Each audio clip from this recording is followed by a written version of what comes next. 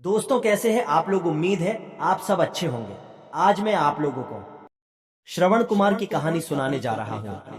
श्रवण कुमार बहुत ही सरल स्वभाव का व्यक्ति था। माता पिता के लिए उसके मन में बहुत प्रेम एवं श्रद्धा थी। वो दिन रात अपने माता पिता की सेवा करता था।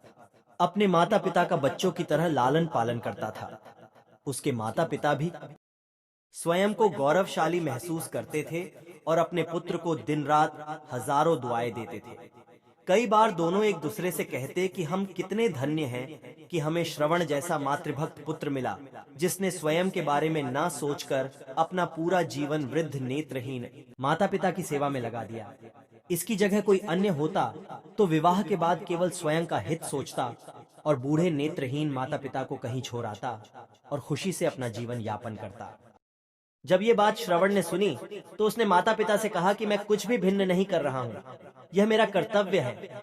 जब मैं छोटा था तब आपने मुझे इससे भी ज्यादा अच्छा जीवन दिया और अब मुझे यह सौभाग्य प्राप्त हुआ है कि मैं आपकी सेवा करूं। आप दोनों जो भी इच्छा रखते हैं मुझसे कहे, मैं उन्हें अवश्य पूरा करूंगा। तब शांतनु और उसकी पत्नी कहते हैं, पुत्र श्रवण, हम दोनों की आयु बहुत हो चुकी है, अब जीवन का कोई भरोसा नहीं है। किसी भी समय हमारी आंखें बंद हो सकती हैं। ऐसे में हमारी एकमात्र इच्छा है, हम तीर्थ यात्रा करना चाहते हैं। क्या तुम हमारी यह इच्छा पूरी कर सकते हो? श्रवण कुमार अपने माता पिता के चरणों को पकड़कर अत्यंत प्रसन्नता के साथ कहता है, हाँ पिताश्री, यह तो मेरे लिए परम सौभाग्य की बात होगी कि मैं आप दोनों की इच्छा पूरी करूं। श्रवण अपने माता पिता को तीर्थ करवाने हेतु एक कावड़ तैयार करता है, जिसमें एक तरफ शांतनु एवं दूसरी तरफ उनकी पत्नी बैठती है और कांवर के डंडे को अपने कंधे पर लादकर यात्रा शुरू करता है। उसके हृदय में माता पिता के प्रति इतना स्नेह है कि उसे उस कांवर की लेश मात्र भी भार नहीं लगता।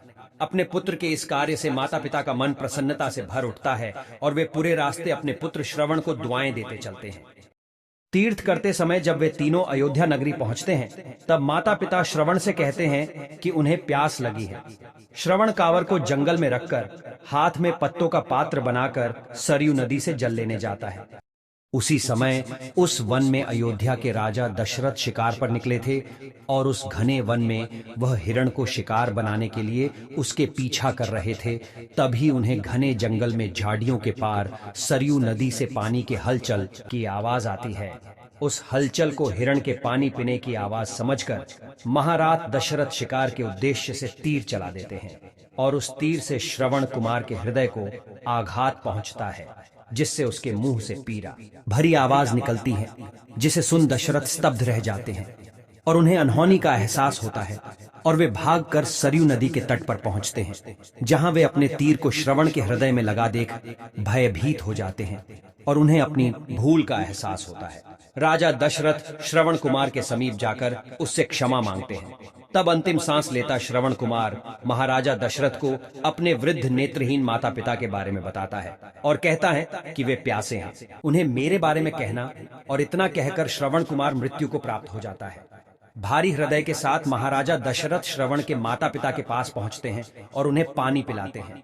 माता पिता आश्चर्य से पूछते हैं उनका पुत्र कहाँ है। वे भले ही नेत्रहीन हो पर वे दोनों अपने पुत्र को आहट से ही समझ लेते थे। माता पिता के प्रश्नों को सुन महाराज दशरथ उनके चरणों में गिर जाते हैं और बीती घटना को विस्तार से कहते हैं। पुत्र की मृत्यु की खबर सुनकर माता पिता रोने लगते हैं और दशरथ से उन्हें अपने पुत्र के पास ले जाने को कहते हैं। महाराज दशरथ कांवर उठाकर दोनों माता पिता को श्रवण के शरीर के पास ले जाते हैं। माता पिता बहुत जोर जोर से विलाप करने लगते हैं। उनके विलाप को देख महाराज दशरथ को अत्यंत दुख का एहसास होता है और वे अपनी करनी की क्षमा याचना करते हैं। लेकिन दुखी पिता शांतनु महाराज दशरथ को श्राप देते हैं कि जिस तरह मैं शांतनु पुत्र वियोग में मरूंगा, उसी प्रकार तुम भी पुत्र वियोग में मरोगे। इतना कहकर दोनों माता पिता अपने शरीर को त्याग मृत्यु को प्राप्त हो जाते हैं। महाराज दशरथ श्राप मिलने से अत्यंत व्याकुल हो जाते हैं और कई वर्षों बाद जब उनके पुत्र राम का राज्य अभिषेक होता है, तब माता कैकेयी के वचन के कारण राम, सीता और लक्ष्मण को 14 वर्षों का वनवास स्वीकार करना पड़ता है और इस तरह महाराज दशरथ की मृत्यु भी पुत्र वियोग में होती है।